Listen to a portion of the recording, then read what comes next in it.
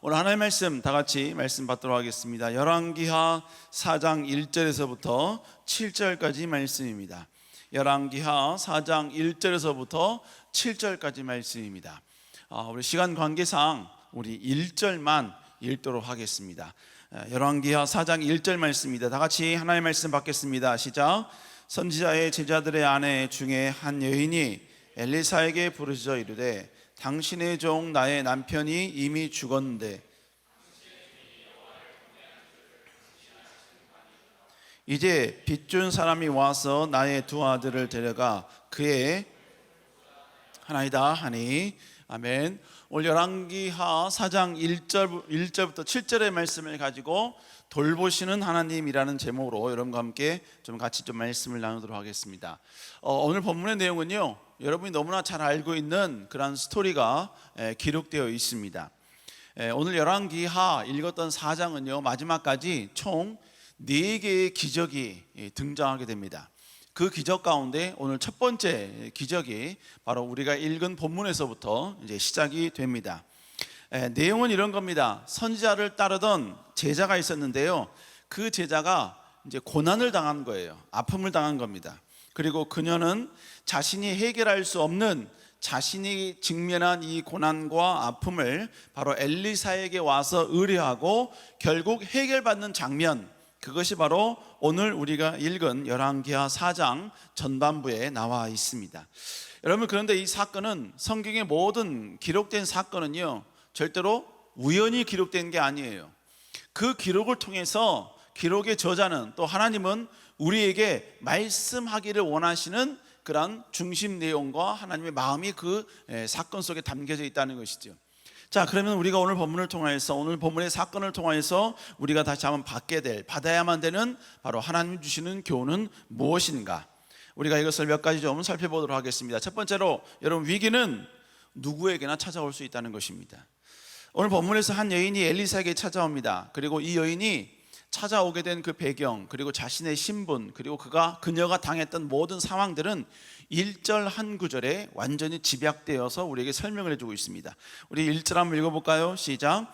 선지자의 제자들의 아내 중에 한 여인이 엘리사에게 부르짖어 이르되 이미 죽었는데 당신의 종이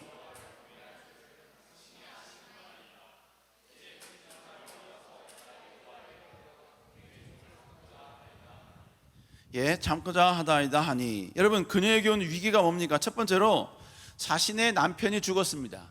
두 번째 위기가 뭐냐면 남편과 살면서 지었던 빚이 있었습니다.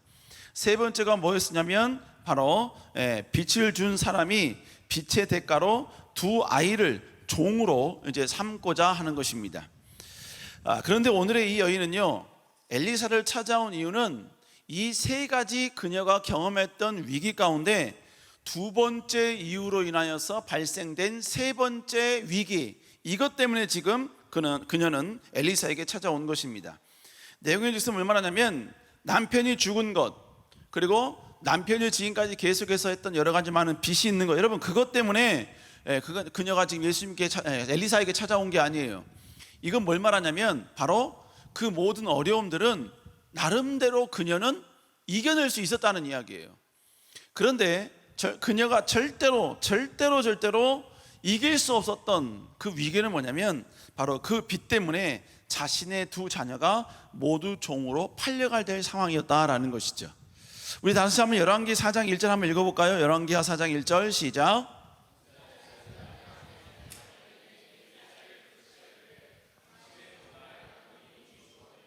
당신의 종이 여호와의 경외하는 줄을 당신이 아시는 바니이다.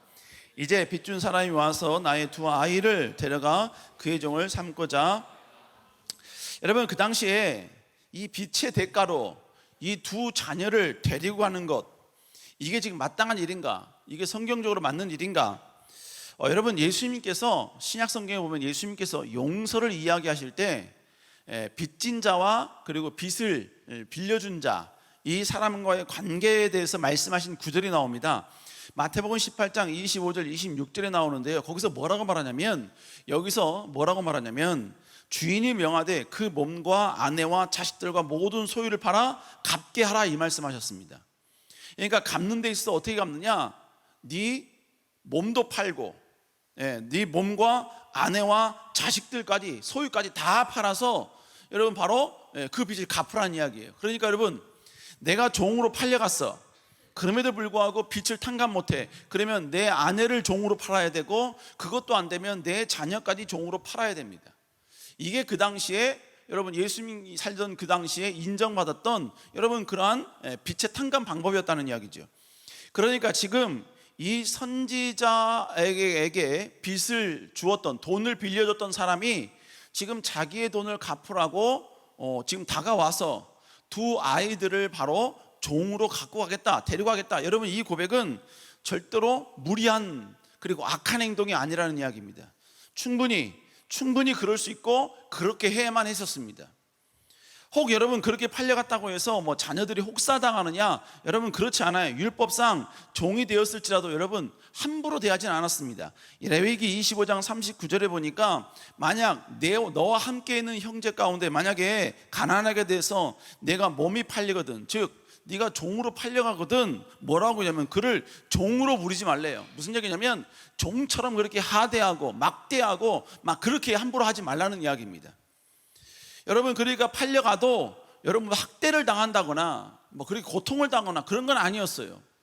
뿐만 아니라 여러분, 이렇게 종으로 팔려갔어도요, 희년이 되면 모든 팔려갔던 그리고 모든 내가 빼앗겼던 모든 것들을 전부 다 회복이 됩니다. 자, 출애굽기 21장 2절 읽어볼까요? 시작.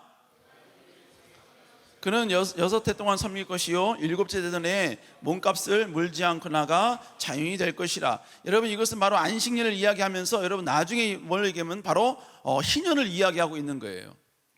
결국 뭘 말하느냐? 지금 자녀들을 팔린다 할지라도, 자녀를 종으로 내놓는다 할지라도, 종으로 여러분 파는 것은 그 당시에 율법에 관련하여 반드시 맞는 행동이었고, 그리고 팔려나간 그 자녀들은 절대로 학대를 당하는 것도 아니고 나름대로 거기서 여러분요 여러 가지 일을 하겠지만 존중받으면서 희년이 되면 다시 다 자기의 품으로 돌아오게 되는 것입니다. 여러분, 그러면 그렇게 하면 되잖아요.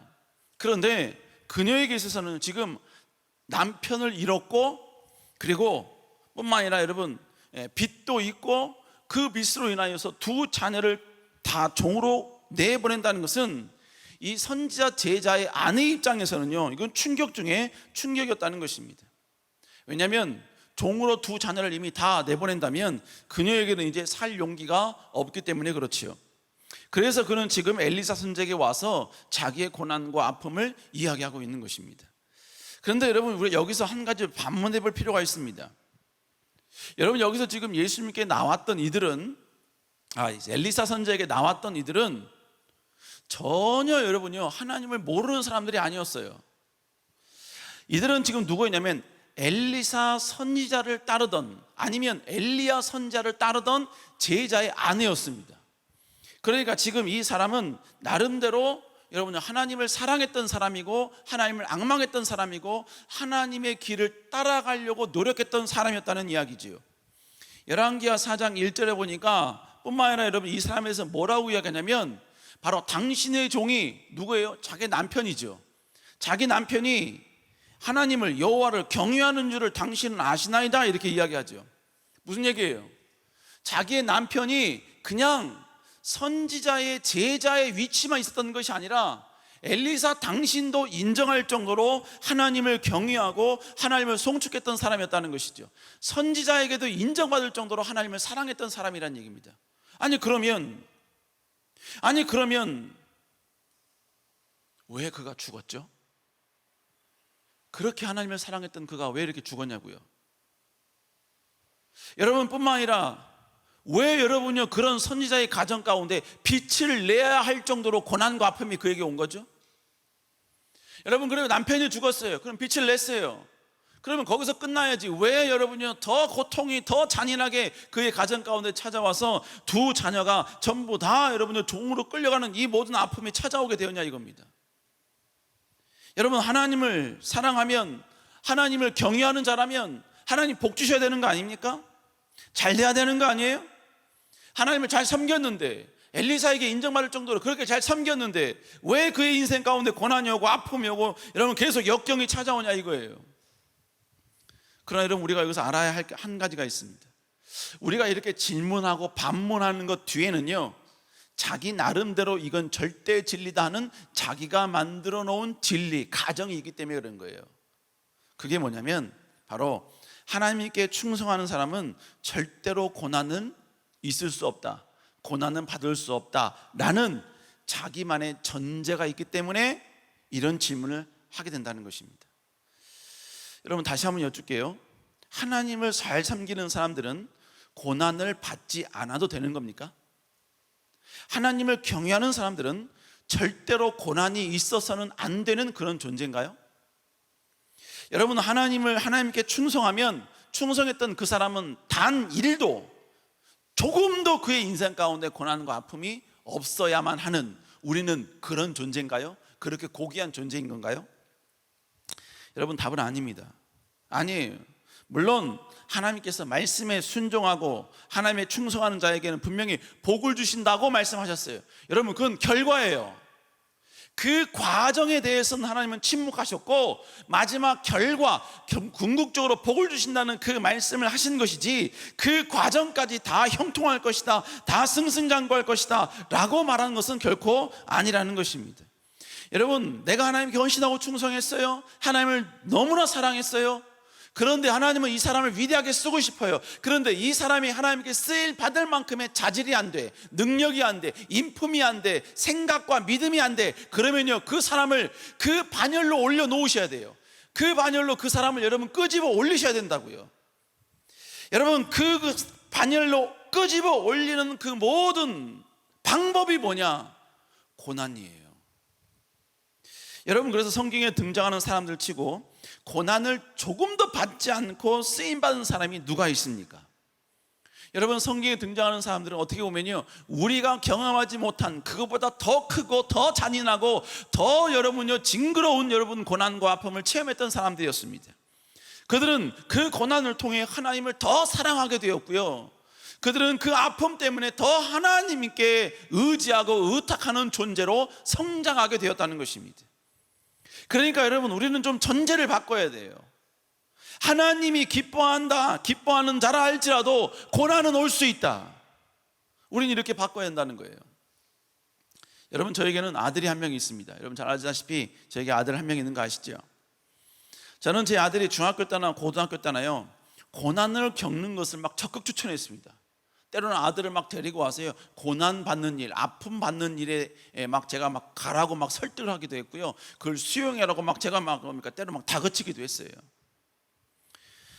부모가 없는 곳에서 공부도 한번 해보고 혼자서 무엇인가를 결정해야 되는 상황에 직면해 보길 원했습니다.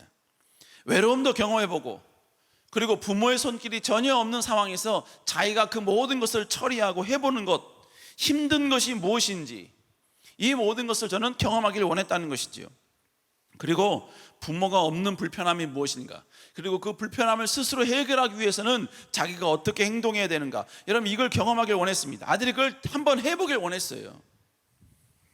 그래서 여러분 그런 고난을 경험할 상황이 되면, 그런 조건이 발생하면 저는 언제든지 항상 아들에게 추천을 했습니다. 너 이거 한번 해봐, 이거 한번 해봐, 이거 하는 건 어떠니?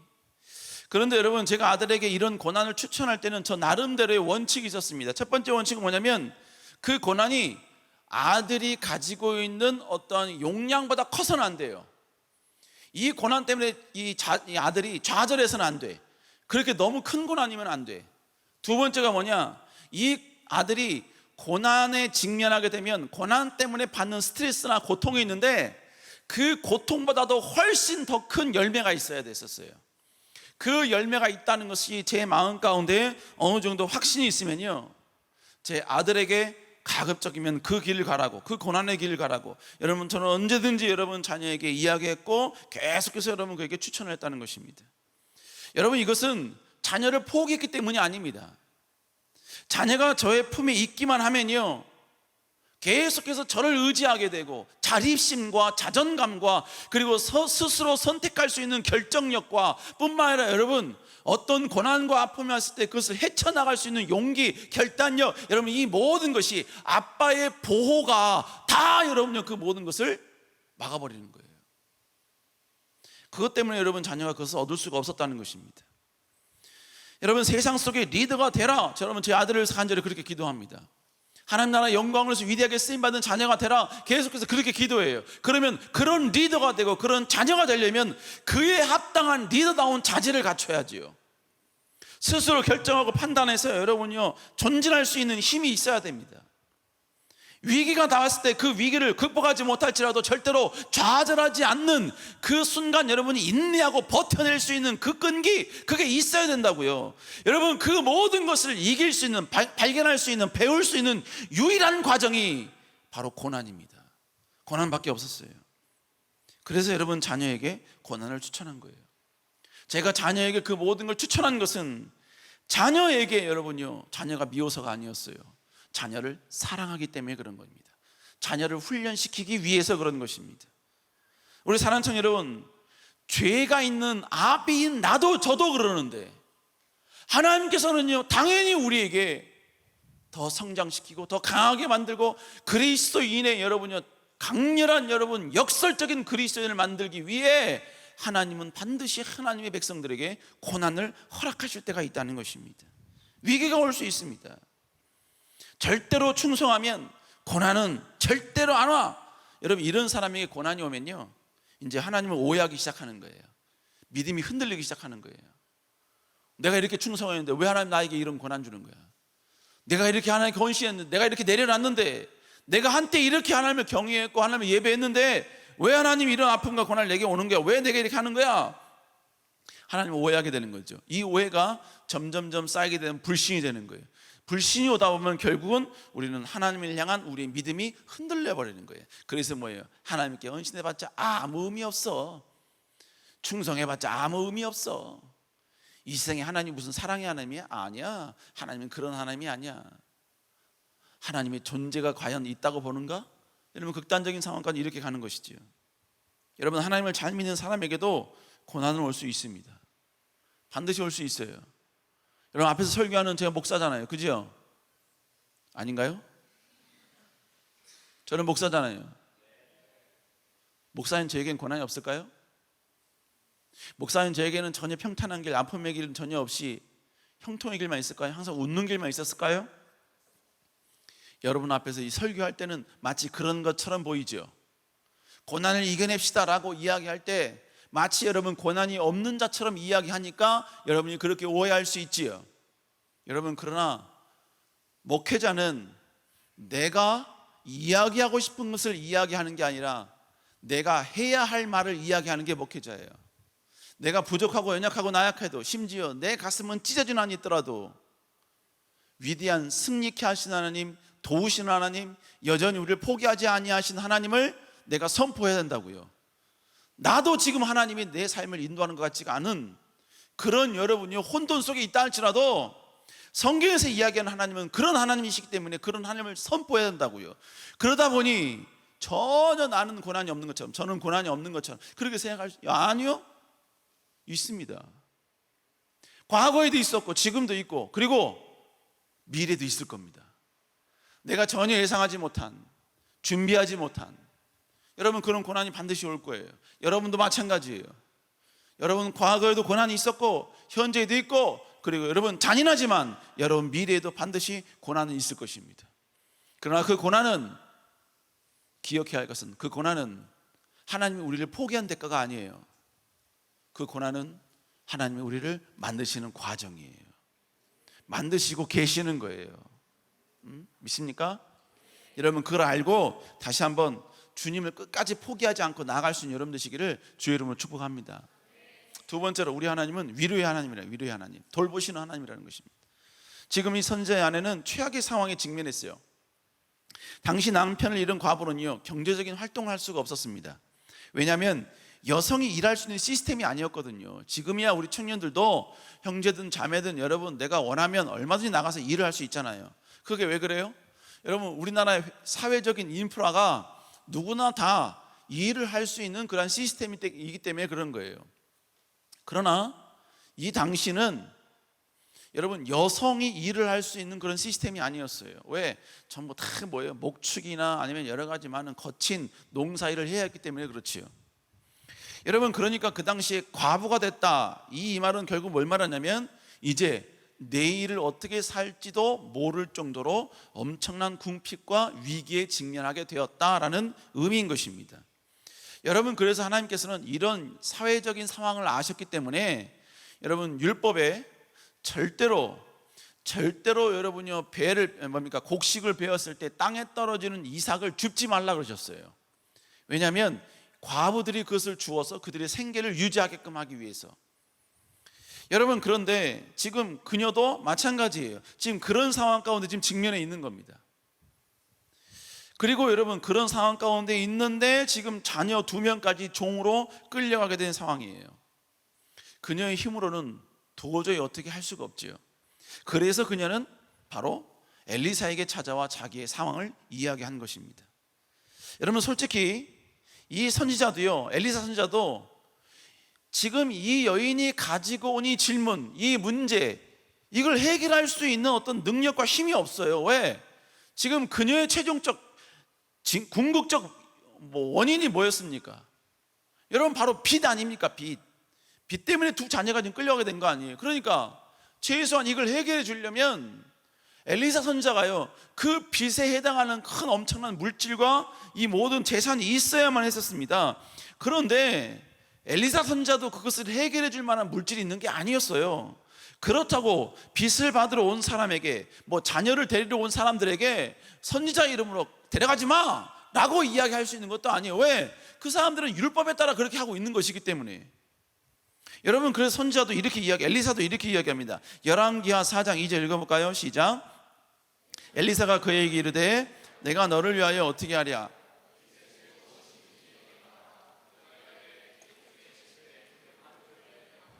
없나이다 하니.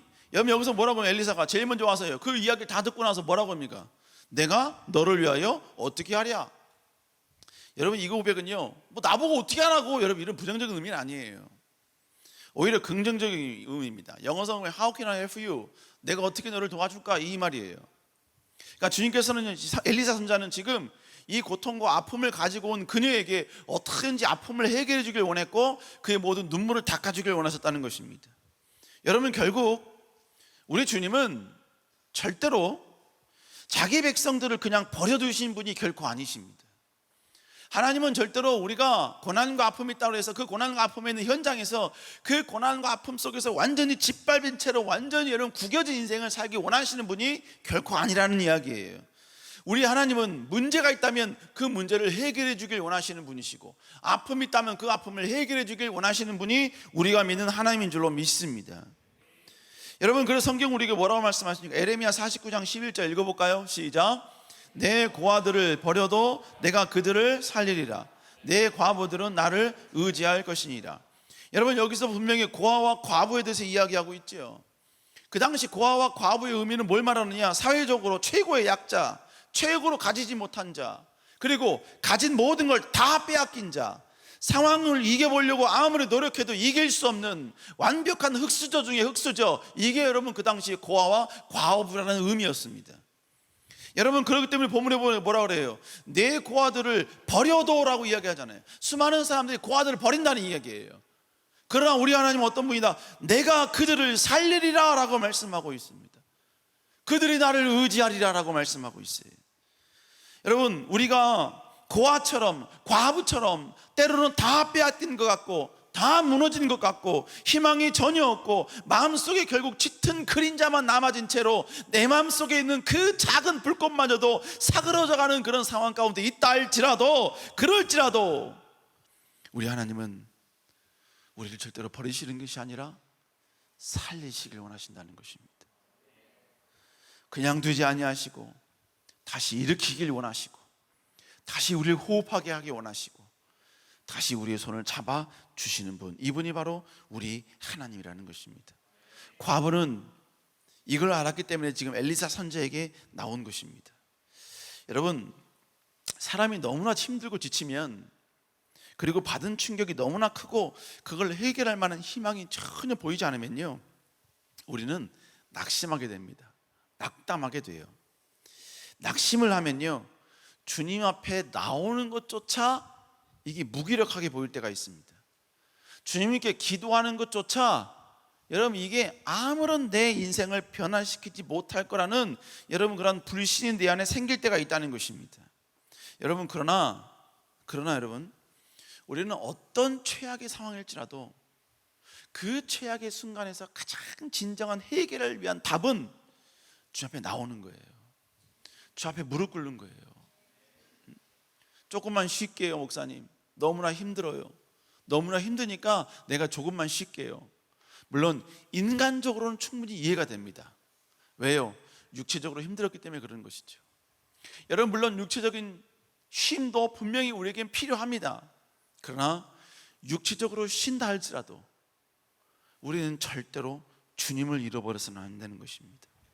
주 앞에 나아가고 주님을 더욱더 의탁하고 주님을 더욱더 기대려는 이 의지, 이 노력, 이것마저도 여러분 내 육체를 쉰다는 이름하에 그것조차 여러분요 하지 않는 것조차 쉼이라는 이름으로 우리는 모든 걸 다 포기해서는 아니 된다는 것입니다. 여러분, 방법이 없다, 이 고백은요 인간의 영역에서의 문장이에요. 해결할 희망이 없다, 이거는 한계를 가진 인간에게 있어서 인간만 가질 수 있는 자연스러운 고백인 거예요. 그러나 하나님에게 있어서 방법이 없다는 말은 존재할 수가 없는 것입니다. 희망이 없다라는 이 말은 하나님의 입장에서는요 조금도 여러분 수용할 수 없는 어색한 문장인 거예요. 하나님이 하시면 불가능은 가능하게 되고 전혀 생각지 못했던 역사와 역전은 반드시 충분히 일어나게 되는 줄로 믿습니다. 여러분, 그러니까 우리는 위대한 역전과 능력을 경험하기 위해서 우리에게 필요한 건 뭘 말하느냐? 환경을 이길 수 있는 힘, 물론 그것도 필요하지만 더 필요한 게 뭐냐? 여호와를 향한 신뢰예요. 위로의 하나님은 절대로 나를 포기하지 아니하신다. 하나님은 반드시 선하신 분, 우리를 위로하시는 분, 우리의 삶에 전혀 희망이 보이지 아니하고 모든 것이 다 빼앗겨버린 지금 무너져가는 이 상황 속에서도 길을 만드시는 분이시다. 하나님은 절대로 나를 한 번도 떠나신 적이 없다.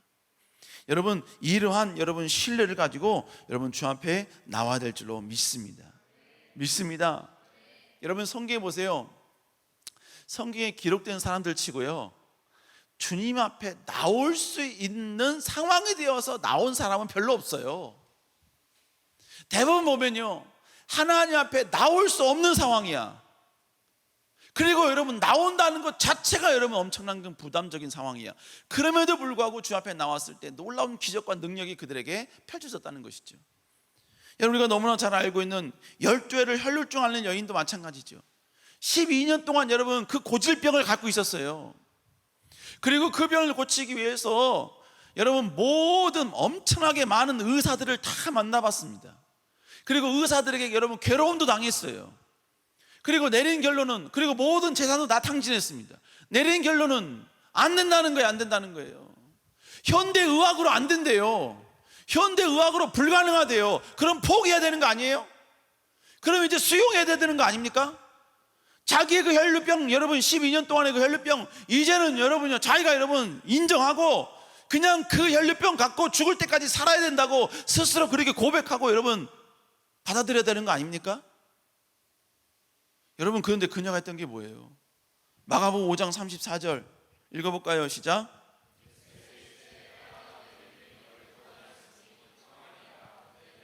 본문의 주인이 뭐라고 합니까? 내 믿음이 너를 구원했대요. 그 믿음이 뭐였습니까? 바로 예수님의 그 옷자락만 잡아도 자기의 병이 나을 거라는 믿음이 있었다 이거예요. 그녀는 주 앞에 나올 수 있는 모든 조건이 하나도 없습니다. 오히려 나오지 말아야 될 조건만 풍성했어요. 나올 수 없는 조건만 많았어요. 그러나 그녀는 모든 조건, 모든 상황, 모든 형태를 전부 다 믿음으로 이겼습니다. 어떤 믿음이에요? 주님께 나가면 된다. 주님의 옷자락만이라도 붙잡으면 나의 삶 가운데 반드시 역사가 일어난다. 여러분, 이런 믿음으로 나아갈 때 그의 인생에 놀라운 역사가 일어났다는 거예요. 맹인 바디메오도 마찬가지죠. 바디메오에게 주님 뭐라고 말씀합니까? 마가복음 10장 52절 읽어볼까요? 시작. 내 믿음이 너를 구원하니라 하시니 곧 보게 되어 예수를 길에서 따르니라. 여러분, 지금 이 맹인 바디메오도 마찬가지였어요. 맹인이야, 맹인이 끝난 거 아니에요? 근데 그는 주님께 나왔다고요. 믿음을 가지고 나왔다고요. 여러분, 그랬을 때 그는 보게 되는 위대한 놀라운 능력과 은혜를 체험하게 됐다는 것입니다. 올 수 있는 상황이기 때문에 온 사람도 있긴 하지만 올 수 없는 상황이었음에도 불구하고 온 사람이 훨씬 성경에 많아요. 그리고 오히려 그들을 하나님은 더 스펙타클하고 엄청난 놀라운 기적과 역전의 은혜로 하나님은 놀라운 치유의 사건을 그들에게 보여주셨다는 것입니다. 여러분, 우리가 결국 뭡니까? 믿음과 하나님에 대한 신뢰를 가지고 주 앞에 나가면 되는 거예요. 다른 말로 이야기하면 주님 앞에 나오지 못할 상황인 사람은 이상이 없는 거예요. 주님 앞에 나올 수 없을 정도로 극도로 최악인 사람은 이상이 없는 거예요. 그 말은즉슨 어떤 것이든 주님께 갖고 나와야 된다는 이야기죠. 여러분, 그럼 왜 사람들이 위기가 찾아오면 주님께 나오지 못할까요? 그건 여러분, 진짜 환경과 상황이 주님께 나갈 수 없는 상황이기 때문이 아니에요. 조금 전에 나왔던 사람들은 다 무엇 가지고 주님께 나왔어요? 믿음 갖고 나왔죠. 주님께 나올 수 있는 게 믿음이었다면 나오지 못하는 이유는 뭘까요? 불신입니다. 주님에 대한 불신인 거예요. 주님께 기도한다고 되겠어? 주님께 나간다고 되겠어? 엎드린다고 되겠어? 내가 하나님께 간절히 이 문제를 갖고 하나님께 호소한다고 하나님이 내 호소에 응답하시겠어? 뭐 내가 하루 이틀 했어? 내가 이것 갖고 내가 얼마나 오랫동안 기도했는데 내 삶 가운데 변화되는 거 아무것도 없어. 지금까지 변화되지 않은 것처럼 내일도 변화되지 않을 거야. 미래도 변화되지 않을 거야. 하나님은 지금까지 내 삶 가운데 아무것도 일하지 않은 것처럼 내일도 일하지 아니하실 거고 내일 모레도 일하지 않으실 거야. 주님이 뭐 이런 것 갖고 내 삶 가운데 기적을 보여주시겠어?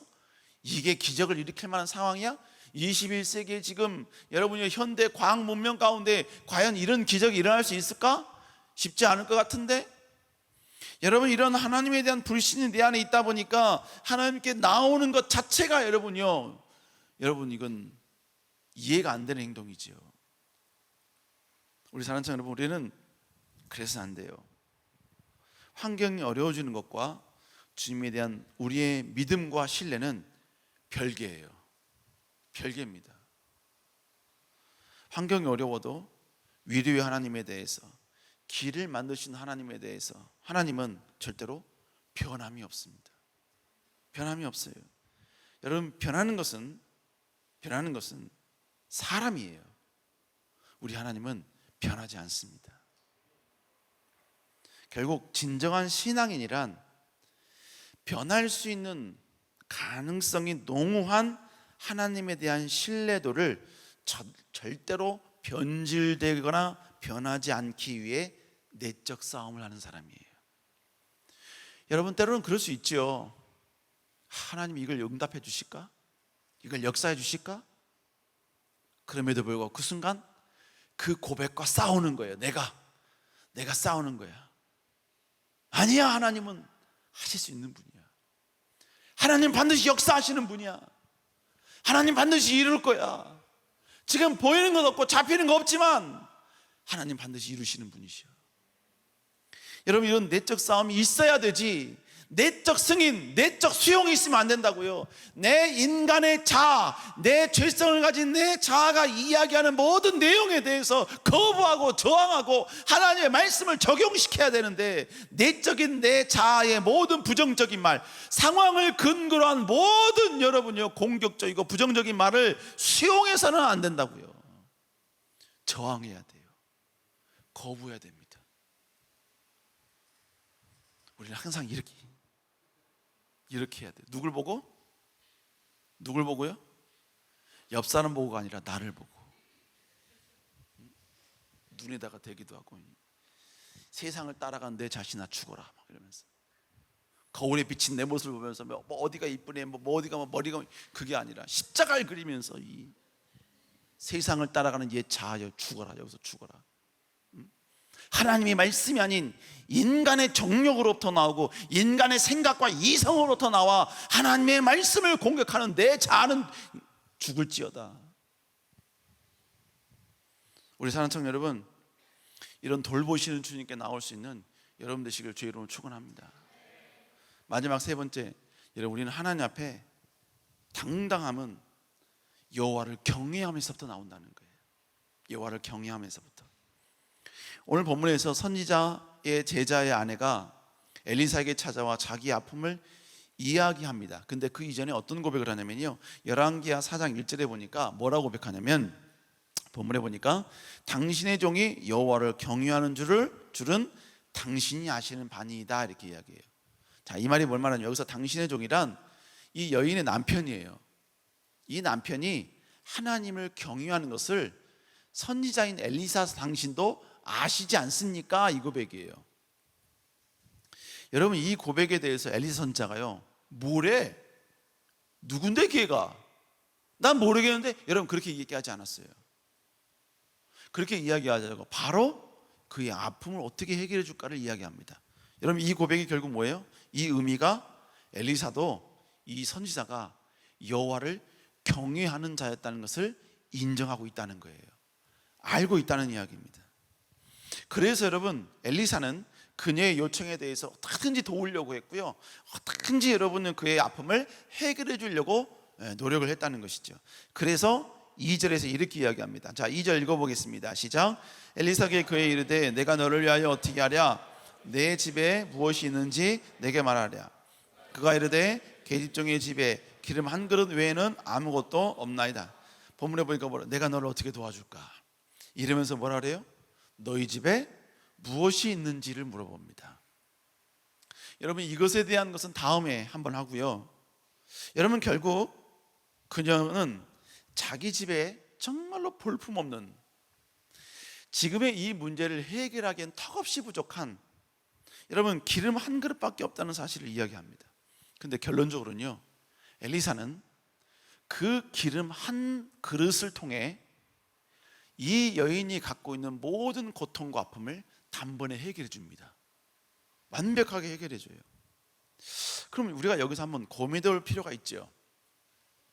도대체 엘리사의 마음을 이렇게 긍정적으로 움직일 수 있었던 이유가 무엇인가? 그 이유가 무엇인가? 여러분, 그것은 죽은 남편이 선지자의 제자였기 때문일 수도 있지요. 하지만 더더욱 엘리사로 하여금 움직일 수밖에 없게 만든 요소, 그게 바로 뭐냐? 이런 본문에서 이야기한 거예요.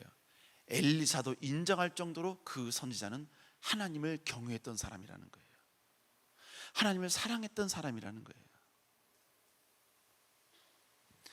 여러분, 하나님을 경외한 자라는 것을 아내의 말로 끝나는 것이 아니라 엘리사 선자도 수용을 했다는 거예요. 인정을 했다는 것입니다. 우리 사랑하는 청년 여러분, 여러분이 하나님을 경외하는 그 경외함이 여러분이 아닌 다른 누군가가 인정해 줄 수 있기를 주의 이름으로 축복합니다. 아니, 다른 누군가가 인정해 줄 수 있을 정도로 여호와를 경외하는 여러분 되시기를 다시 한번 주의 이름으로 축복합니다. 여러분, 그것도 여러분, 청년들끼리 믿음 좋다 할 수 있지요. 왜냐하면 청년들의 믿음이니까. 근데 여러분, 청년들보다 조금 더 여러분요, 어떻게 보면 뭐라 할까요? 좀 나이가 많다 그럴까요? 목회자에게 여러분요, 하나님을 경외하는 것이 인정받는다. 여러분, 이거는 청년들에게 인정받는 것보다 훨씬 더 조금 더 많은 노력과 수고가 필요하겠지요. 왜? 레벨이 좀 다르니까. 그렇잖아요. 청년들이 생각하는 충성과 목회자가 생각하는 충성의 좀 레벨이 다르니까. 그렇잖아요. 목회자들은 최소한 여러분요, 주님이 생명 내놓으라면 생명 내놓을 수밖에 없는 존재, 생명을 내놓겠다고 고백하는 존재가 여러분 목회자잖아요. 오래 살고 싶지만 주님이 원하시면 내놓아야죠. 여러분, 근데 오늘 얘기한 게 뭘 말하냐면, 오늘을 이 제자의 이 하나님을 경외함은요, 아내뿐만 아니라 그 당시 선지자였던 엘리사도조차 인정할 수밖에 없었던 모습이었다는 것이죠. 근데 우리가 또 알아야 할 게 있어요. 또 알아야 할 게, 뭘 알아야 되느냐? 하나님을 경외하는 것은요, 그가 죽어서도 효력이 발생하더라는 거예요. 그가 하나님을 경외했어요. 그러면 그가 살아생전에만 하나님을 경외했기 때문에 그의 경외함은 그가 살아생전에만 효력이 있는 줄 알았어요. 그런데 오늘 본문에 보니까 그가 죽었음에도 불구하고 그가 하나님을 경외했던 그 모든 과거의 수고와 노력이 지금 죽고 난 이후에 엘리사의 마음을 움직이는 놀라운 능력이 되더라는 거예요.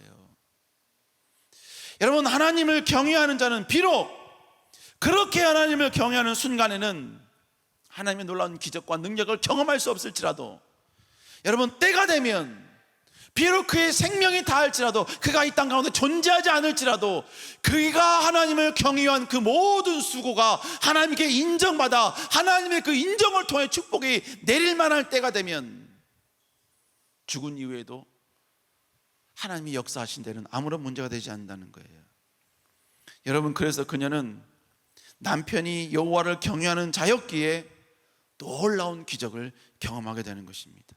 그 기적과 같은 경험으로 그녀는 모든 빛을 다 탕감하고 앞으로 생활하는데 전혀 문제없는 완벽한 채워짐을 그는 체험하게 된 것입니다.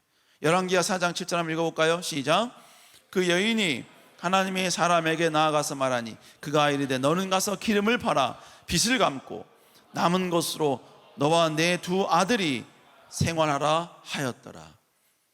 여러분, 이 놀라운 기름 사건, 전반에는 여러분 기름 한 그릇밖에 없었는데 이 한 그릇의 놀라운 기적의 역사를 통하여서 모든 빚을 다 갚고 이 두 아들과 이 과부가 살아가는 데 있어서 전혀 부족함 없는 풍족하게 되었다는 거예요.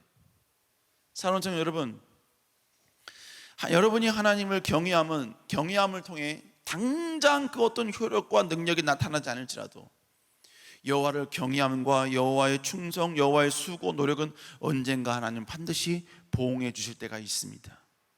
그때가 분명히 역사이실 줄로 믿습니다. 그러니까 여러분, 절대로 주님이 기쁨이 되는 일을 하는 데 있어서 좌절하지 마세요. 멈추지 마세요.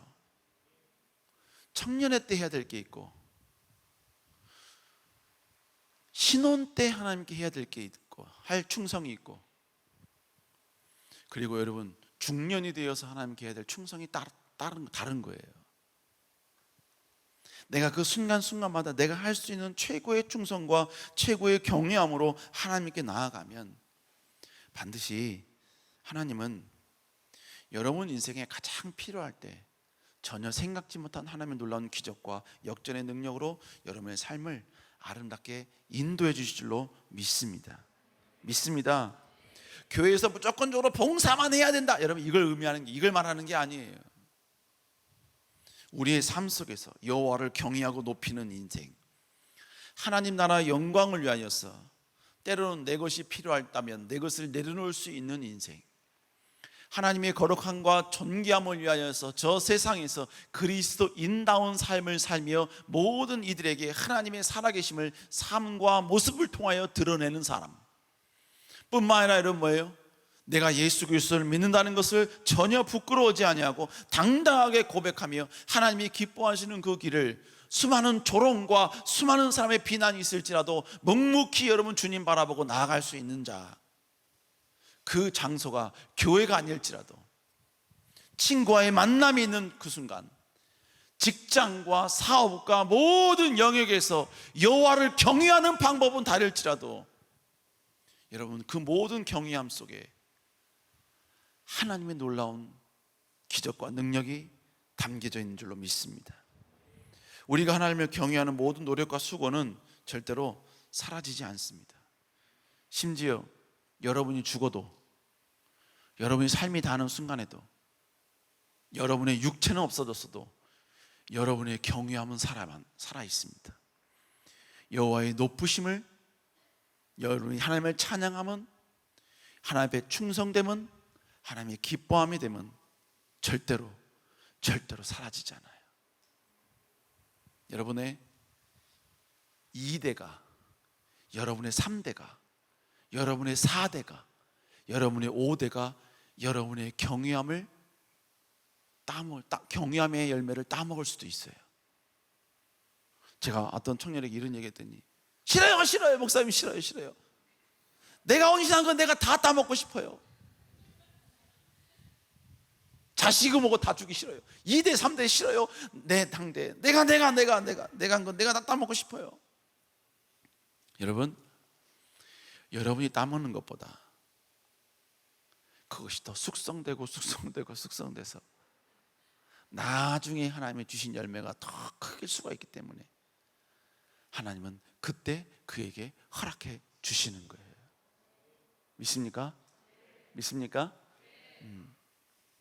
그러므로 여러분, 여호와를 경외하다가 힘든다고 지친다고 좌절하지 마세요. 다시 주님을 신뢰하며 여러분 나아갈 수 있는 여러분 되시기를 주의 이름으로 축복합니다. 아멘. 네, 하나님은요 힘들 때 주시더라고요. 힘들 때. 네, 저는 미국에 가서 내가 젊었을 때 했던 충성을 하나님께서 이렇게 보상해 주시는구나 라는 걸 깨달았어요. 깨달았습니다. 이걸 한번 경험하니까 지금 나의 헌신과 충성이 절대로 헛되지 않다는 걸 내가 깨달으니까 지금 헌신과 충성하는 데 있어서 그 어떤 두려움도 없어요. 걱정도 없습니다. 왜? 어떤 시로든지 하나님께서 역사해 주실 거니까. 아멘. 그리고 저는 우리 자녀들한테 공부 열심히 이것들아 죽을래? 전 이래 본 적이 없어요. 자녀들에게 공부 스트레스 전혀 안 줬어요. 저는 제 아들이 미국 가서도 공부하는데 전혀 저희 아들은 스트레스 안 받았습니다. 오락하고 싶을 때 오락했고요. 놀고 싶을 때 마음대로 놀으라 그랬어요. 그리고 여러분 GPA 성적이죠. 성적. 고등학교 1학년 때 성적 보면요 확인하기도 싫어요. 확인하기도 싫어. 처음에 그거 봤을 때 얼마나 절망 낙심이 되는지 몰라요. 근데 여러분, 제가 그때 했던 생각이 뭔지 아세요? 네가 안 되면 네가 될 수 있게 내가 충성할게, 이거였어요. 네가 안 되면, 네가 능력이 안 되고 네가 힘이 안 되면 하나님이 너 쓰실 수밖에 없도록 내가 더 충성할게. 여러분, 이거 뭘 말하는 겁니까? 하나님의 헌신과 충성, 경외함에 대해서는 우린 절대로 의심해서는 안 됩니다. 철저히 주님 바라봐야 돼요. 아멘. 여러분, 그런 여러분 될 수 있기를 다시 한번 주의 이름으로 축복합니다. 우리 시간 기도하십시다.